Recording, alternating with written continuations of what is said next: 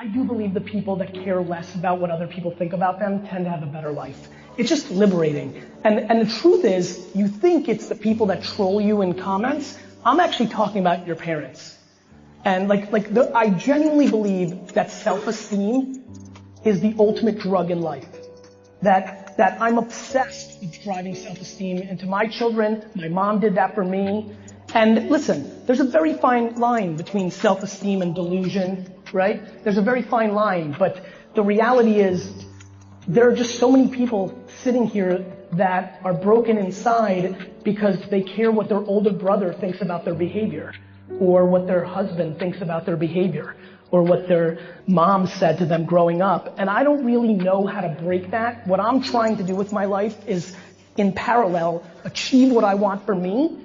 But the reason I document so much is I'm trying to become the injection of audacity into the people that watch me, that gives them the courage to take the jump into the pool that they're scared to swim in. And so people are just being held back by other people's opinions. And that's deep stuff that you can't really hack at. I'm trying to play my tiny little part, but I would say that's the differentiation. Like, it's unbelievable to me. I tweeted something which was an inside tweet without context for my company, which was insecurity leads to politics. The people at VaynerMedia that are so talented, that are so about to win, that I'm about to fire because they're insecure and that leads them to terrible behavior, it breaks my heart. And we try hard.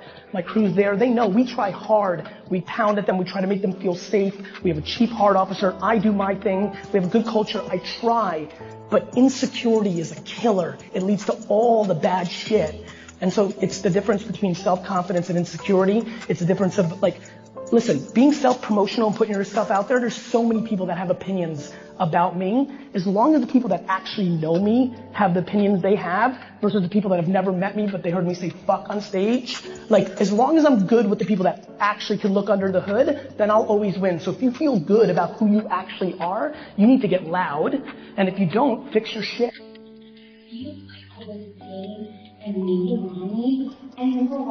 Pain from the people that are sending these crazy emails? Well, yes, sometimes, like, directly from the client. Yes. Just like from the social media world at large. Like, oh, you mean how all of social right now is just negative as fuck? Yes. I feel like emotional dodgeball, in my right. opinion, dodgeball. Yes. All these ideas, I'm like, how can I get in there and try and help people? And you stay on the offense of positivity if you believe it. You manage the amount of time you spend looking and rubbernecking at negativity. How do you do that? I don't give a fuck. Like I see all the negativity. I just know that life is like this. Like, I expect, like, things to be difficult. Like, I want to remind everybody, no matter where you sit on politics and things of that nature, just data, this is the greatest era to be alive. As sad as you are about certain things, I promise you, it'd be worse right now if the Black Plague was doing its thing. And so I think we get crippled, right? You know, I think a lot of people here need to go and spend more time with 80 and 90-year-olds and ask them what they lived through. Nothing's perfect. We're always going to have it bad. It's always going to be something. We've always picked on each other for being different. It sucks. So if you're lucky and you don't have that in you, I think you do what I'm trying to do, which is be completely, utterly on the offense of positivity, because if you're positive and you're happy and you're optimistic, you owe it to each other right now to get louder, because the only people that are loud are the people that are upset, right? Negativity is on fire, and happy people are clamming up and staying away from it. That's how we stay happy. I went the other way. I'm going right at it, putting it out every single day.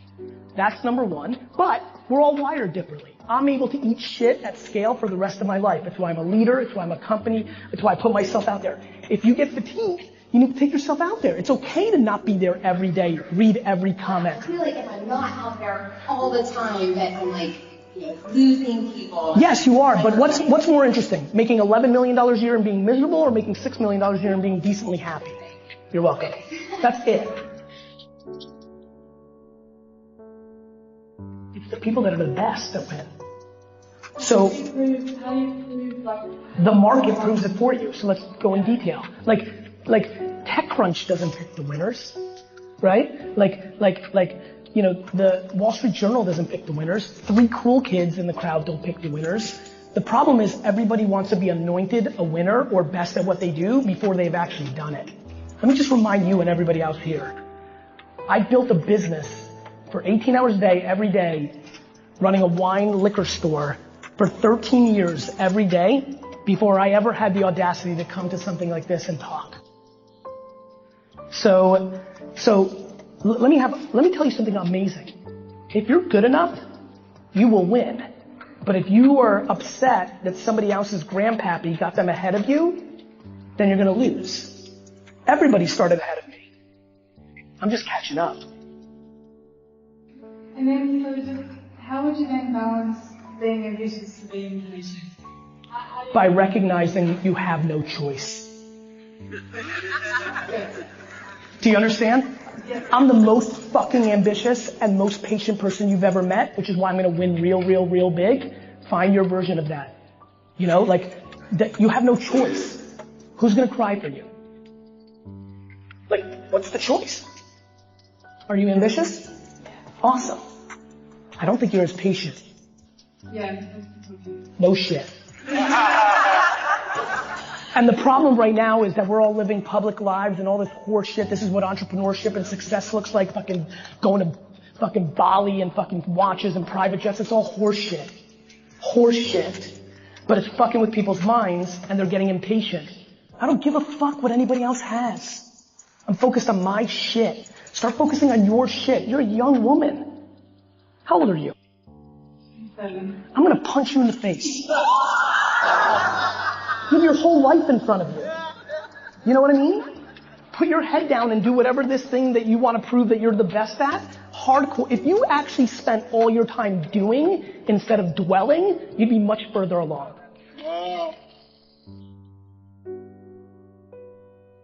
How do you balance your work and your life? Oh, we're talking about work-life balance? Yeah. Communication. The end. Like, you just gotta figure out who's in, you know, again, back to not giving a crap. I'm not worried about what everybody here thinks about my work-life balance or the way I parent my kids. I worry about what my wife thinks and, you know, and the inner circle. The kids are getting a little older. I'm gonna start hearing their feedback pretty soon. And so I think that we are crippling ourselves on parenting and work-life balance, and we're judging ourselves, and we're all just trying to do the best we can, right? Like, this gold standard is ridiculous because it doesn't exist. There's just whatever the current politically correct point of view is, which has historically been wrong on almost every social issue of all time. So for me, by looking at that, I'm just worried about what's happening in my house. So I don't give people a whole lot of advice on this issue because your relationship's different. You know what your relationships are. And so I just try and over-communicate, the end. And some days it's rolling for 6 months and then it gets tough and like we just try, but it's hard to suppress who you are. Like if you're hungry and you're climbing, it's tough to not climb and be hungry. And so you need to be more selfish than you realize because your happiness is the starting point of how it's going to impact everybody around you. And you just talk these things through. Entrepreneurship has been put on the current pedestal of like rock star status, which is great for me and I'm pumped about it. But what it's doing is it's making a lot of 15 to 22-year-old impressionable kids think that that's the only way out. And I'm going to remind everybody, and this is a good segue, and David, I appreciate you bringing this up because it opened up a mind. My friends, we have lost people that have come to this conference a decade ago, 9 years ago, 8 years ago, to suicide because of the pressures of being successful in our space. The hardcore startup Silicon Valley pressure thing that doesn't hit everybody here. But we've created this world where everybody wins, and the truth is barely anybody's winning. Right? There's only everybody thinks they're building the next Snapchat or Instagram. Those are, 1, 2, 3 companies that have made it happen. So I'm scared. I love it because I'm an entrepreneur and I live the reverse of your life. I got D's and F's, was emotionally sound as shit, making $4,000 a weekend, was a good kid, and everybody told me I was a loser because I wasn't going to be good at academics. So I'm thrilled that we're not just black and white from the 80s and 90s where school's the only way out. And I wish I was growing up in this era because I'd be really doing my thing. At the same token, I think the pendulum has swung too far. Entrepreneurship is very lonely. It's all on your back. It's a ton of pressure. It's all on you. There's nobody to point to. If you fail, everybody you know knows that you failed. That's a tough scarlet letter for the majority of people in it, especially if they're not pure and bred. David, do you know how much I love failing? I fucking love it. I love scarlet letters. I want not only the A, I want fucking to Z, because I'm a purebred entrepreneur, and losing is attractive to purebred entrepreneurs. 100%. And it's the cost of entry to the game. But now you have a ton of people who aren't, and they were good A and B students, or they'd be great number 4, or great number 13, or a great project manager. Great. But they want to be a number 1. That's just a totally different game. It's gray. Shit's gray. So I'm concerned because we're funneling too many kids into it. And there'll be a lot of pain that comes along with that, because right now I know a ton of 26-year-olds with their startup. They've never failed. Their grandfather was the naming rights of the fucking library that they went to college with, right? They're cruising, but the market, the funny thing about the market, in school, even in college, even in a lot of jobs, your last name, the family you came from, money can protect you. The market, you launch a product, the market doesn't give a fuck, David. The market doesn't give a fuck what your grandfather did. And that's where people are getting hurt. And there's going to be a lot of pain in the next 2, 3, 4 years whenever this melts. And so I'm passionate to make sure that we talk about self-awareness and getting to know yourself and what you're good at, not that entrepreneur is the key to success. You don't bust through on day one. If you do not love the process of what you're up to, you've already lost. It's true. This shit's hard. What do you want? You want your first fucking podcast to be number 1 on fucking iTunes? Who the fuck are you? Do you know what I mean? That's the part. You have to love it. I love when people shit on me. I love when I showed up to the tech world and the wine guy thinks he's gonna win this thing? Yep. Then I love going to Madison Avenue and being this Twitter, Business Week said Twitter boy tries to start an agency. I said, fuck yes. I'm about to do this TV show, right, on Apple, Planet of the Apps. Recode writes, Planet of the Apps has 4 celebrity mentors, Gwyneth Paltrow, will.i.am, Jessica Alba, and others. When I tell you that article made me so fucking happy, you gotta love the process, man. You're gonna break through if you're good enough, and you won't break through if your show is shit. But you've gotta try to figure out if you're shit or awesome. I think people have to listen to it. You either have to be massively entertaining or really know what the fuck you're talking about. And when you have both,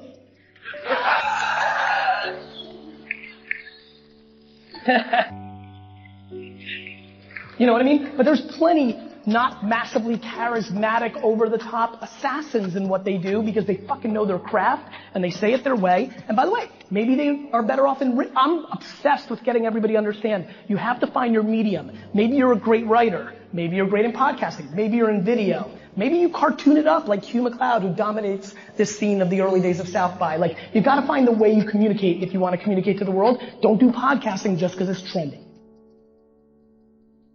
You don't have to have your eureka moment right now. You need to realize you're a salesperson, because that's clearly what you are based on the narrative you just painted. And what you should be doing is tasting a lot of different things, putting yourself in different rooms, different networks, consuming different content. You need to figure out what floats your boat. But by the way, it may just be the game of sales. And it may not matter what the product is. And that would be okay as well. But you don't have to figure out what your monster business is right this second. And you need to be thankful for having clearly really strong sales skills, because it is a survival tactic that will always work for you. Keep doing what you're doing and be on the offense to try and learn new things in the world. Cooking, fucking tires, I'm serious. Yoga, meditation, just keep putting yourself out there because something might grab your heart.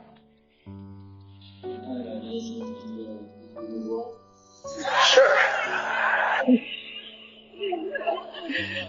You got it, man. Good luck, man. I love you too. Good luck. All right.